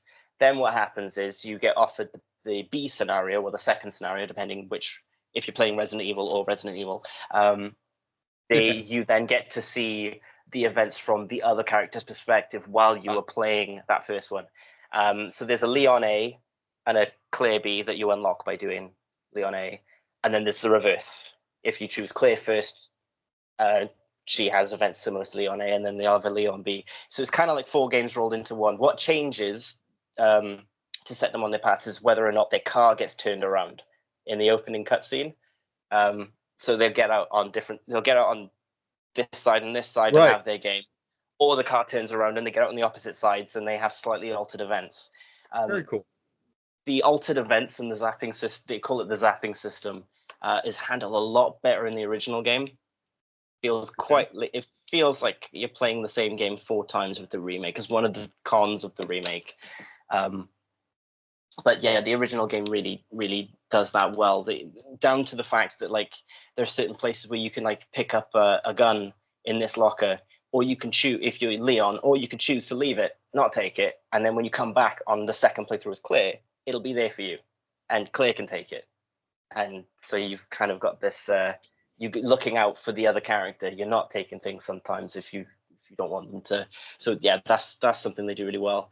And yeah, they each meet a character of their own. So Leon meets someone whose kind of plot kind of turns into a little bit of a spy thriller, whereas Claire meets a little girl who kind of, their story kind of very closely resembles the Ripley Newt dynamic. Mm-hmm. In fact, a lot of Resident Evil 2 cribs a lot from James Cameron stuff, in particular Terminator and Aliens. There's a lot of influence in there. You can see it particularly down with Mr. X. I'm not sure if you've come across Mr. X in your research, but he's basically just a zombie Terminator, which is great. The one note that I have for the original Resident Evil 2 mm-hmm. is that the Claire A, Leon B storyline is the one that's considered canon. Yes. I'm trying to think why. There's a reason for it. And can I tell you it without spoiling it? Yes, I can. Yeah, Claire A, Leon B is canon because a character gets infected with something and that is important for one of the sequels. So it's considered, and that doesn't happen in the other version of in Leon A, Claire B. So that one's considered canon. It's a lot more of a toss-up with the remake, which one's canon, because the infection happens in both. In that one, there are certain things like in Resident Evil 4, Leon has Marvin's knife, so it's more kind of the the one where he meets Marvin is the canon one, but not these different scenarios in the remake and the canon of that is. I mean, if you're looking for canon, Resident Evil is not the place to be. If we play the first Resident Evil, there is not a single version of that game that like ending you can get that is considered canon. Not a single one, because you can only at maximum rescue 3 characters, and in canon, all 4 get out. Okay. Well, is canon playing through all the games? Is canon important to you? No, not in Resident Evil. I mean, in other stories, yes, but like they became a point in Resident Evil where everyone just kind of went, who cares anymore? Like it's a mess. Let's just have it's all like Resident Evil 3 is a prequel. Well, partially a prequel. The first half is set a day before Resident Evil 2 in the same outbreak event in the city, where you play as Jill with the Nemesis, right? And they establish in that game that there is martial law set up around Raccoon City. So how do Leon and Claire drive in the next day? Who cares? Like, they stopped caring at a certain point. But yeah, I think it's one of those ones you kind of turn your brain off to it and you just kind of enjoy each thing. Like I know, in the remakes, like both characters fight all versions of the boss, and you think, but which character actually killed that one? Because they couldn't both have killed it. Yeah. So. Now, gameplay wise, what I read was in the original version, it's basically you can move forward and backward and change the camera angle. Yeah, and it's I think well, not the camera angle, but you can turn the characters relative to the camera. Yeah, and that it's 2D backgrounds that they're moving through. And then in the remake, it's your huge video game. They can move anywhere, and it's all 3D and all of that stuff. Do you have a preference? Do you like the nostalgia of the old style? Do you prefer the freedom of the new style? Yeah, I like both for different reasons. So yeah, the reason that in the old games they'd have a JPEG in the background and they'd have the character models moving on top was just to save space on the disc. And also those backgrounds look better than anything you could render in real time. I mean, look at a screenshot of anything that uses pre-rendered backgrounds from the PS1, Resident Evil 2, Final Fantasy games. They use pre-rendered backgrounds in the field maps. They look so much better than Tomb Raider, because Tomb Raider's fully 3D. You're moving through an environment and everything's rendered, but it has to be rendered on the system in real time, which means it looks like shit. Right. So they and Resident Evil is quite a cinematic game. I mean, like I said before, it's in a 3-act structure. It's about the length of a film. It's based very heavily on James Cameron stuff. And the presentation is quite film-esque as well. There's no HUD, so to speak, there's no health bar on the screen. There's no ammo counter on the screen. When you're actually looking at the original game, moment to moment, there is nothing on the screen except the background and the character. You can go into menus and stuff, but that's not moment to moment gameplay. That's so it's cinematic as much as it can be. Like your health bar isn't a green bar at the top. Is Leon holding his shoulder and limping right now? Because if he is, he's nearly fucked. You better heal. And that's one of the presentation things I like about it a lot. The remake kind of keeps that. Now, with the difference of the camera perspective, the one thing I really love about the fixed cameras, the controls are a little harder to manage, especially for newcomers now trying to go back and play them. Because when you go down a corridor, the camera angle, it might be a straight corridor, but the camera angle will move like maybe 3 times. So they needed a way to stop players turning around and getting confused. You need to be able to hold the up direction and know that your character will run straight down the corridor, no matter what the camera does. And that's why it works the way it does. But it's quite not intuitive for some people. So they don't have an aiming mechanic. You press the aim button and the character will spin and aim. Well, if you use the right control type. Use control type C, people. If you get an auto aim with that. You'll spin and look at the enemy, and you're not going to miss, generally speaking. The aim of the game isn't to have good aim. It's to decide, can I spend the resources? Do I have enough bullets to clear this corridor out? And will I be comfortable not knowing what's in the next corridor if I only have 5 handgun bullets left? Or should I try and go around them? That's the game. It's not about shooting them up. The remake kind of... Oh, sorry. Before I move on, and the other thing I like, the thing I like about it is that it gives the director full control on what the player sees, and they can do that to set up some scares in some ways. They can, but they can make the game visually really interesting. You remember a room because very vividly because you always see it from the same angle or the same 2 angles, and they'll frame it in a way that's really interesting. There's one in particular I can think of in Resident Evil Remake on the. I know I'm deviating from 2, but Resident Evil Remake is probably the best looking game in the series, even though it's 22 years old. It's still, I still think with the HD remaster, I still think it's the best looking game in the series, not for graphical fidelity, but just because of the presentation and how the directors wanted you to see this whole from behind this chandelier, and you can see the whole staircase, and you can see your character small in the distance, and you're moving around, and it's so artistic the way they place the camera. They place it under a chair sometimes, over a taxidermied moose head that kind of like frames the shot. It's beautiful, in some ways. Like, you're supposed to be scared, but sometimes you walk around a corner, and they've got this what's the angle called when it's slant? Dutch angle. Dutch angle, yeah. You come around a corner, and it's a Dutch angle, and there's like a chandelier light shining right up the corridor, and it like frames you as a person. Or there's one where you can see down a corridor, and you can see the shadow of a zombie pressing against a window that you can't see because of the angle, but you can see the shadow of it. And when you notice it, it scares the shit out of you because you're oh god, like it's really unnerving. You can't do that. Well, you can do that, but you have to trust that the player's going to point the camera where you want them to. And 9 times out of 10, they won't. And so I really like fixed camera for that reason. But the controls really suffer as a result for a lot of people. Not for me, but I'm used to it. I can't really comment on it because I'm so used to it by now. It's not up to me to say whether or not it's tricky controls.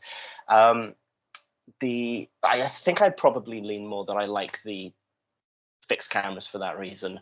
When it comes to the remakes, they do find their own ways to make scares without forcing camera angles like that.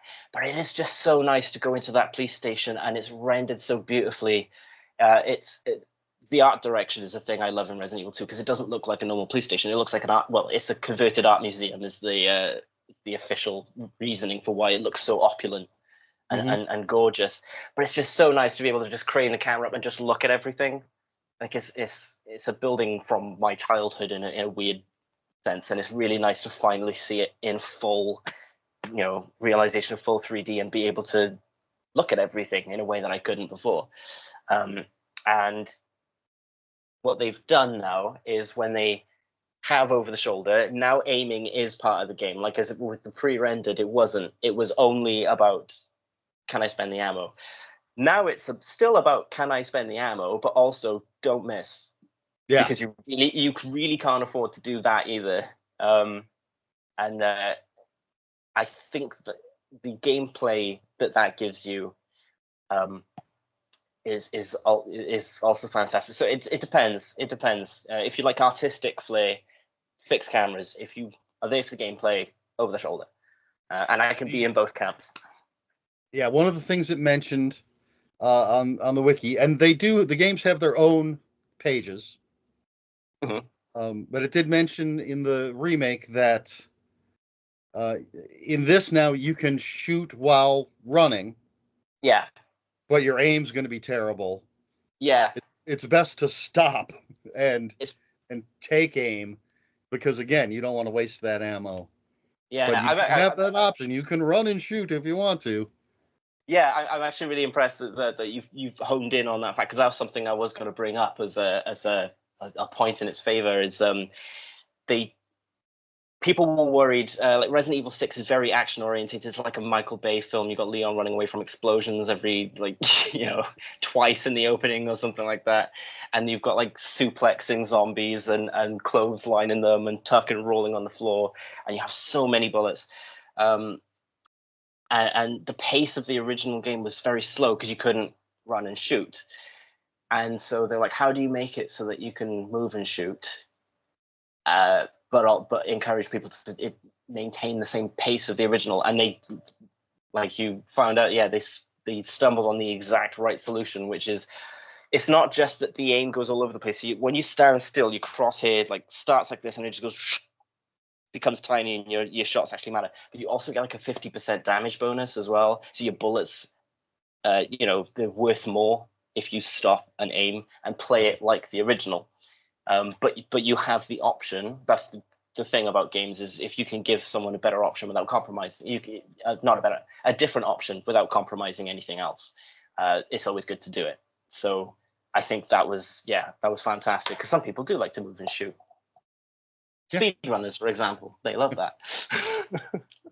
All right, before we move on to digging deeper into the remake, not that this is going to be the final word about this, but any semi-final thoughts about the original version before we move?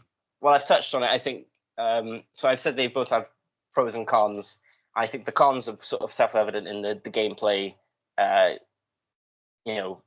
It's a lot smoother, and the fact you can look around and do things. I don't think the art has suffered just because of such a big graphical leap, that the police station looks so much better now, that the fact that the pre-rendered camera angles add artistic flair doesn't make up so much for just how much better it looks now. But the one main thing is those different scenarios that I talked about. The remake doesn't really put a lot of effort into those. They would be, how do I put it?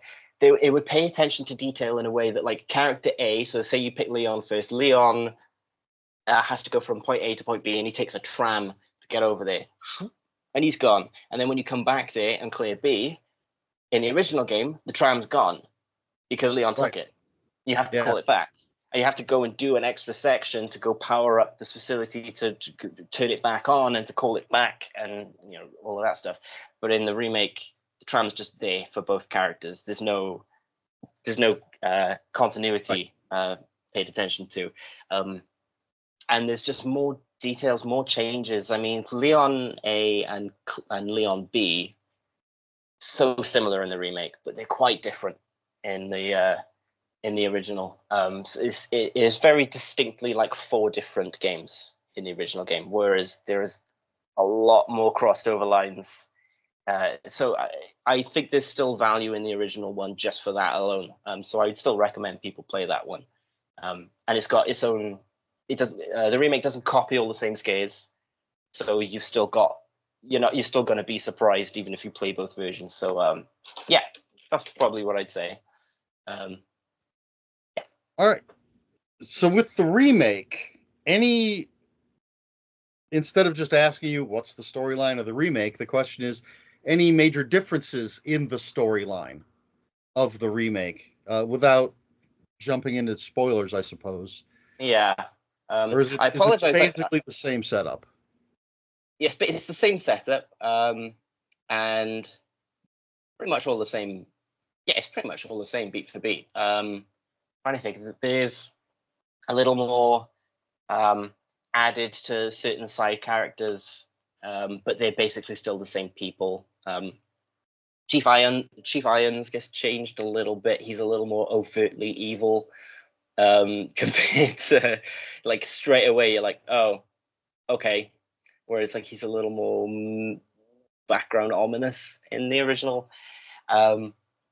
But no, the story is more or less intact. they cut out a few extra character moments. I mean, Leon and Claire meet up and talk a bit more in the original game. I think they talk once.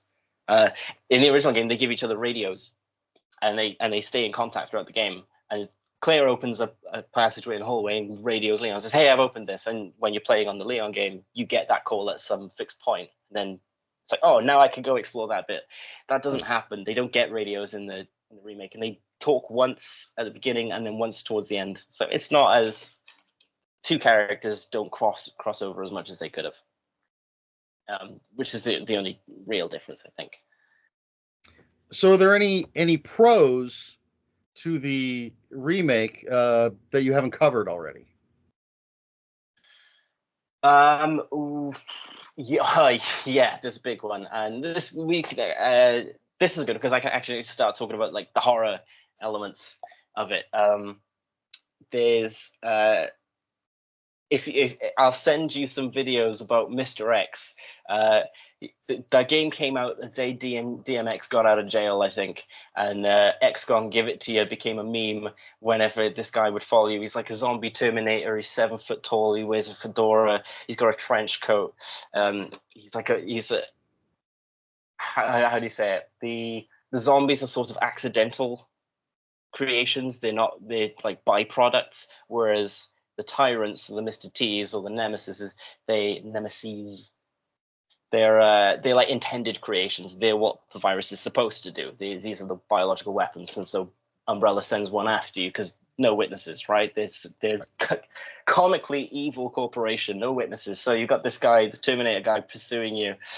In the original game, because of limitations, if you bumped into him, he was in that corridor, he'd attack you. You either shot him enough times so that he dropped for a bit and you could get away, or you just run past him, whatever you choose. But because of limitations, each corridor was like separated from the rest of the game. Like you'd hit a door, that corridor would disappear, you'd load the new one, right? It was all in little chunks. The remake, the whole police station is all there. It's all loaded, which means zombies can move from room to room, and Mr. X can move from room to room. And that is a massive difference in favor of the remake, because once he's in, he can really put pressure on you to like, hey, did you clear that corridor? Because you better have cleared that corridor, because he's behind you, and you don't want to be going into a corridor full of zombies and having to be worried about them.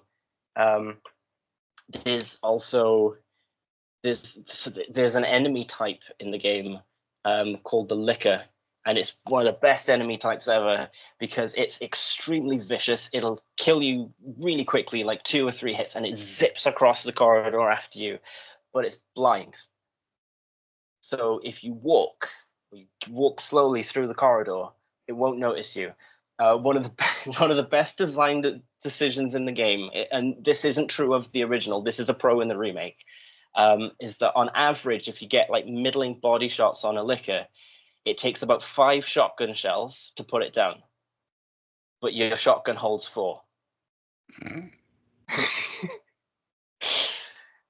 And if you have to stop to reload while fighting this thing, you're gonna probably get killed. So walking past it is usually your best thing until you get a better gun, which you won't get for about 60% of the game. So by the time Mr. X rolls through, if you need to go through a corridor with a Licker, you've got an enemy that you need to walk past, and you've got a Terminator behind you that you need to run from. Yeah. Have fun. Like if you get, like usually you shouldn't go into a corridor with one of these things if he's right behind you because of that problem. But you can be in the middle of walking through that corridor and you hear footsteps because he stomps. Like you can hear him 3 rooms away. Boom, boom, boom, boom. You hear the door slamming open. If you hear that door slam open and you're walking past a Licker right now, I have never shat my pants more than being stuck next to a Licker when Mr. X comes in. He's not that threatening on his own, but he puts pressure on you to the degree that you make mistakes, and that's what's really terrifying about him. And it's the thing that the original game cannot do because of limitations. Right. And it's something that the remake really goes whole hog on, and I think it's the best part of the game. That's very cool. And for me, this type of game is all about the scares. Well, the puzzles. I like the puzzles. but it's the scares. Yeah, you know, and the and thing I that kind of love, thing. yeah, the thing I love about it is that that type of scare isn't scripted. It's artificial. He wanders around. He has AI that's programmed to look for you. He has no pre-programmed route that he goes on. If you make noise and fire a gun in one room, he's going to start heading in that direction, and he's systematically looking for you. So you can just be in the wrong place at the wrong time, and you don't know when that's going to be. And it's not artificial. It's completely organic. So yeah, that's absolutely amazing. There are some times where they have a scripted sequence that isn't. It's more like they've sort of suggested. They kind of got in the minds of the players. Like, I reckon 50% of players are going to try this, so let's punish it. Let's do this. So there's like a room where you can be running from Mr. X, and they said you've gone through this earlier. There's a crate and a window, and you can jump through it, and you know Mr. X is going to fit through that. So a lot of people will try it, and they'll jump up, climb over, drop. But in the time since he's arrived, there's 2 lickers there. So you drop down right in front of 2 lickers, and then Mr. X will come in through the door, and you're cornered, and it's awesome. I may have spot. Actually, no, I wasn't careful enough. Do you know what? People will forget that. They'll be so scared by Mr. X, they'll forget I said that. They're gonna do it anyway. But there's so many ways that it can go wrong, and it's not. There are some scripted scares, but most of it is, did you leave that zombie alive? Now you don't know where it is. Now it's in the corner. You didn't see it, and it's grabbed you the second you walk through the door, and it feels like it's your fault. It feels like you did that because you weren't careful. You didn't double tap. You got to double tap zombies in this game. They will go down, but they're not dead. And you'll leave the room and you come back and they're gone. And you're like, whoa, whoa, whoa. Sometimes they've moved to a different room and now you don't know where they are.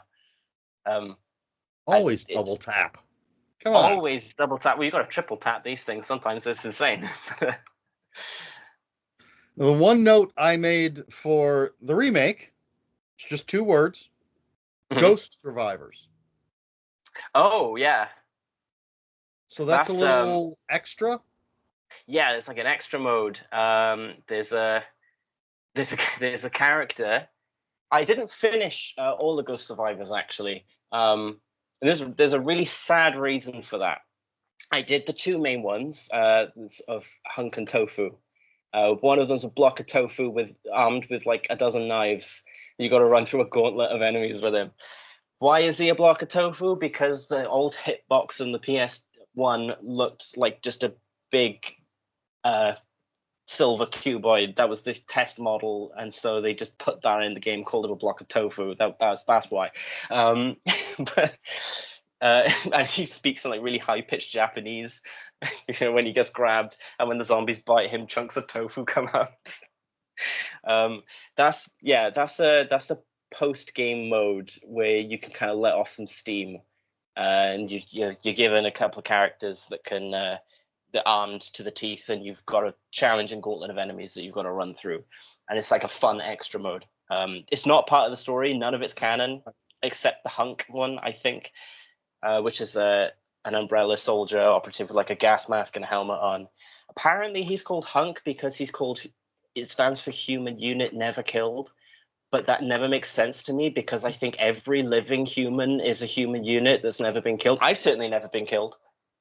I mean, have you ever been killed? Not yet. Think you ever been. No, I think we're all hunks. So I think it's a fairly meaningless name. But yeah, that one's canon. Although, like we say, we don't care about the canon in Resident Evil. It's yes. Nonsense. We just have fun while we're there. Trying to stay alive, trying to never be killed. Yeah. As a human unit. I have to. So I've just had this random thought, and this is about Resident Evil as a whole, I think, but specifically about the first trilogy as well. And it's the reason why it's my favorite zombie fiction, because a lot of the time these genres kind of go down the post-apocalyptic route, and I always find they deflate me in some way. Sometimes, like I feel an air of hopelessness, which I know is intended, but the thing about Resident Evil is that it's not an apocalypse. It's an outbreak in this place, and there is real hope for the characters that you're controlling. That if you can get out of it, they can go back to society. They can, I mean, they have shit lives anyway because they end up becoming specialists on hunting zombies, and they have careers in it, and they get forced into these situations. But in theory, they can get out and go back to relatively normal lives, which is a thing I think is kind of like the Tremors thing, where you're not rooting for the monster, and it doesn't feel hopeless, and you don't feel bitter when you're watching it. You feel like rallied behind the people. Same thing with Resident Evil. I feel rallied behind the characters. I want them to succeed. I want them to get out because I feel like they've got somewhere to go once the credits roll. So I think that's why that's my favorite series, in particular the game. Well, I will say, your sister has written one of the, I'm going to say, one of the greatest zombie outbreak stories ever. Yeah. Which one? Well, I can never remember the name of it. It's the first story in Corpsing. Is it Bite You Bachman? Is that what it is? Possibly. Yeah. I'm gonna say the one with the guy working in the hospital. Yeah, Bite You Bachman. Yes. That's it. Let's plug it. Yeah. Let's have a look.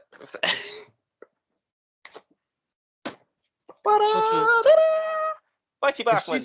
And she says that there are people that don't like the end of that story, which is crazy. I love the end of that story. Yeah. It's, I don't want to say too much about it. It's just a short story. I don't spoil anything, but it's probably one of my favorite zombie stories there is, and mainly because of that ending. I love the air of absurdity. I can't close this drawer. The air of absurdity is always like things escalate in a way that's what Kaylee does is finds the humor in things that are so zany and big, and makes it like absurd and funny.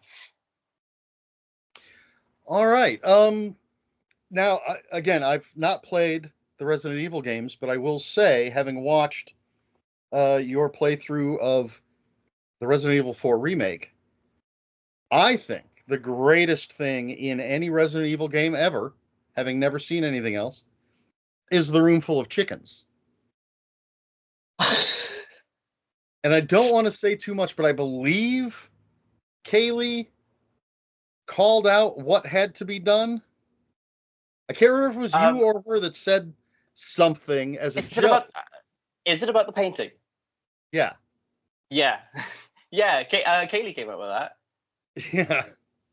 But I don't know why. I just love that you go into this, everything that's going on, fighting these monsters. The woman, I can't remember her name, keeps getting kidnapped or captured. Ashley. Yeah, all this stuff, and then you go into this room, and there's just chickens walking around in this room. Yeah, so much well, you need health items, So it's not afraid to remind you sometimes that it's a silly video game, and it like some games are so terrified of being video gamey. They need to be serious, and like Resident Evil is just like, no, here's a chicken. You need an egg, right? You're running low on health. There you go, it's a chicken. Here's some chickens running around, just running around. Yeah, it's because it's in the main bad guy's throne room.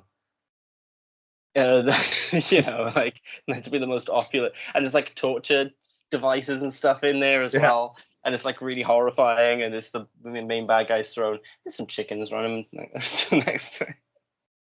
But some of the puzzles in that were a lot of fun, in my opinion. Like I don't know if it's considered the dining room. I assume it is, where you have to figure out essentially how to seat yourself. And is that Ashley who's with you at that point? Yeah. You have to figure out which places you both need to sit to unlock something or something. Yeah. And there's a way to do it. It's something about something on the painting. There's two meals painted on the painting, and so you got to sit down at both of them, something like that. Yeah, I like that kind of stuff. Yeah, that's one of the funny things about Resident Evil in general is the puzzles are so like, who built this? Well, in fact, I think that's a direct quote in Resident Evil 7. Someone like does a puzzle. Ethan does a puzzle. That was Spider-Man. So Ethan does like a puzzle. He's got to like hold up some wooden block to a light and create the shadow of a bird on a painting, and then it like fills in the painting, and then the wall opens, and he just goes like, "Who builds this shit?" Because that's half of the series is who builds this? Why has this police station got statues that move when you put medallions in? Who gives a shit? It's an art museum that does this. There's a fantastic tabletop game called Mansions of Madness, and Mm-hmm. it's based on Lovecraft. It's all Lovecraftian. The first edition was all physical elements. The second edition has an app, but as you're playing through the game, you get to these puzzles. There's a point where you walk into a room where there's no lights, and it will give you a circuit puzzle, Mm-hmm. and you have to figure out how to reconnect the circuits to turn the lights on in this room. And again, in the first edition, you actually had physical pieces that you would have to maneuver around, and you only had like two movement on your turn. So you could move this piece, and then your turn's over. Mm-hmm. So it would take multiple turns, or you'd have to figure out how to get extra actions. And then with the app driven one, it's all on the app, but it's basically the same thing. Or you'd have to um, figure out a combination, or figure out where I picked up this oddly shaped thing. Where does it fit in this other thing? And Mm-hmm. yeah, and then you're trying to do that as monsters are converging on you. So that's why there's Uh, a move limit, time pressure. Yeah. yeah. Yeah. So this is way off on a tangent. In the first edition, it was a one versus many game where one person had to run the game. Mm-hmm. And it was the cool thing about it is for each scenario, there were some multiple choice questions. And depending on how you answered, would change the setup for that scenario. So you could play the same scenario multiple times with different setups. Mm-hmm. But one person had to run it, and they would play all the bad guys and the monsters and stuff. All the other players are the investigators trying to win the game. So, and with the app driven version, everybody's investigators. The app runs everything. Right.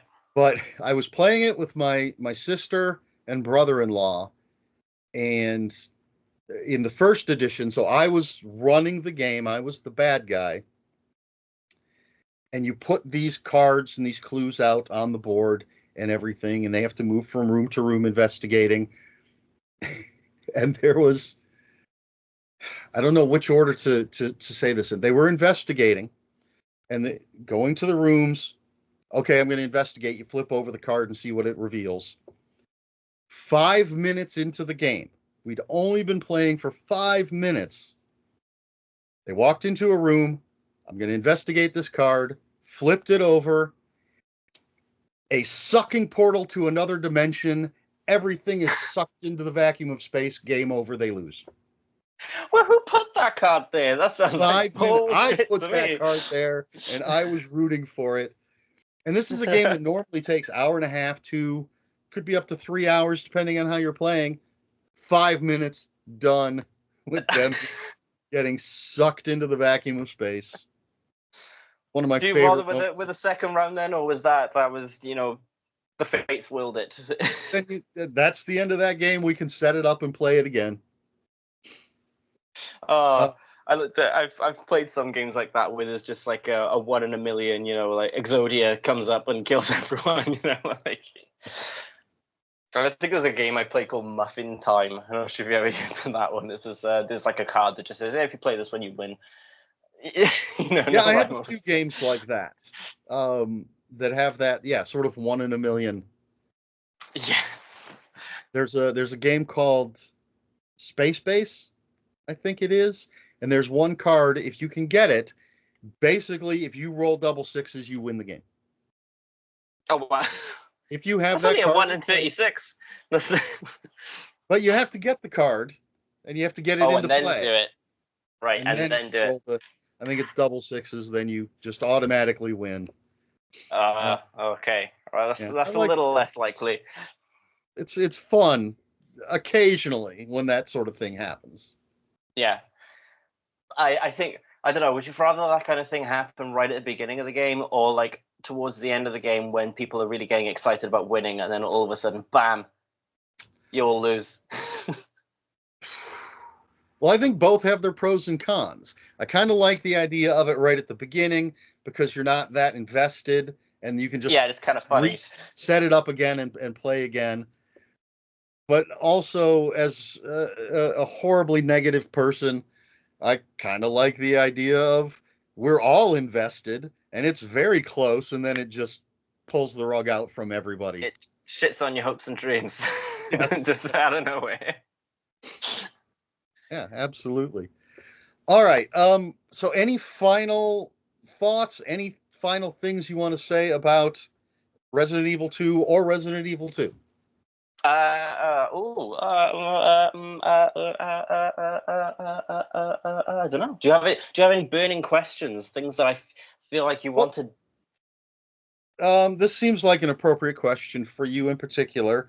The music. Yes, thank you. I knew there was something I wanted to talk about. Yeah. So massive pro of the original is the soundtrack, because they really stripped it back and took most of it out, which I think is a crime against humanity. Now, unfortunately, you had to pay like £2.50, so I think about $3.50, to get the original soundtrack as a DLC, so you could play the remake with the old soundtrack. As much as I don't like the practice of, nickel and diming people by doing that, I think it's the way to play it. So I would 100% recommend doing it. It's such a good soundtrack. If you have no interest in playing the game, but you have an interest in hearing what like those old the 90s horror soundtracks could be and the kind of mood that it sets, look up. I'll do like a list. Probably the best ones. The RPD main hall theme, the RPD first floor theme. I'll probably throw in the library as well, the library theme, which is really good, and the marshalling yard. I think the 4 tracks there that really capture the mood of Resident Evil. And even though it's like a 90s soundtrack on the PS1 sound card with those instruments, it really holds up. It still sounds good, and it feels like a good fit for the remake when you're playing it. It kind of slightly retro vibe, but it doesn't sound wrong. It sounds quite unique. But it's the use of piano, plus like extra like synth pads and sound effects in the background, and the harmony, the chords, they're like all over the place sometimes, but like they really fit. And they've got like little melodic motifs on the piano that kind of just pop up here and there. Oh, I missed one. You got 5 on your homework list, people. A save room theme. So someone was screaming at the screen and saying, "You didn't say the save room theme." Listen to those other ones and feel the feeling of like the tension that it builds. And then when you go into safe room, it's a room with the save point and the item box, and enemies can't come in there. You are safe. And listen to the save room music and feel how safe and secure it makes you feel, how soothing it is, but it still fits the rest of the soundtrack. It still sounds like the same instrumentation, but it's such a good soundtrack, and it's my favorite soundtrack in the series, and it's probably why 2 is my favorite one, because of its music. It does go a long way. So yeah, 100%. The composer is Masami Ueda, who also did Devil May Cry 1, which is also another banging soundtrack. I try not to tangent too much on it, but Devil May Cry 1 is my favorite in the series. A very unpopular opinion because people love 3 and 5. But Devil May Cry 1 is a mix of action and gothic horror. Whereas the later games focused just on the action and made Dante this wacky, cool, crazy, woo, awesome character. It was a lot more serious and focused on the horror in the first game, and it had the same composer as Resident Evil 2. And he mixed some of the same piano sounds, organ, for the gothic castle vibe, but also rock, because that's Dante. Dante is like this guy who's like sort of chill. He's got a sort of ancient swords, but he also uses guns. He's like a mix of ancient and modern, and so the soundtrack kind of does that too. It's got Bach and Baroque kind of sound and stuff with organs and harpsichords, but also rock, like Castlevania soundtrack, but with some rock in there too. It's really good. It's a really good mix. It's like and the other games didn't do that. So it's why 1 is my favorite one. So both Masami Ueda, really good composer. Check him out. Resident Evil 2 soundtrack is great. Those 5 that I mentioned, RPD main hall, RPD first floor, RPD library. There's a theme here. It's the RPD music. To Safe Room. What was the other one I said? It's in the video. There was a 5th. I'm sure there was. Marshalling Yard. Which wasn't in the which isn't in the RPD, so I'm breaking the mold. All right. Well, thank you very much for being here. Thank you so much for having me. This has been a blast. And I'll have links, as I said, in the description for your YouTube channel, and so people can check out your music, and for the Happy Goat YouTube channel, so they can check out the video gameplay and everything else that's on there. And folks, please like, share, and subscribe. Leave your comments below. Let's talk about all this stuff in the comments. Any final words about anything at all? Bert Gum was awesome. Okay. All right. Well, I guess. Thank you so much for having me. Is my serious response to this. I've had a lot of fun. Thank you for being here, folks. I guess that's it. I never know how to end these videos, so until next time, people, play more games. Bleat. Oh yes, the bleat. Well, I don't feel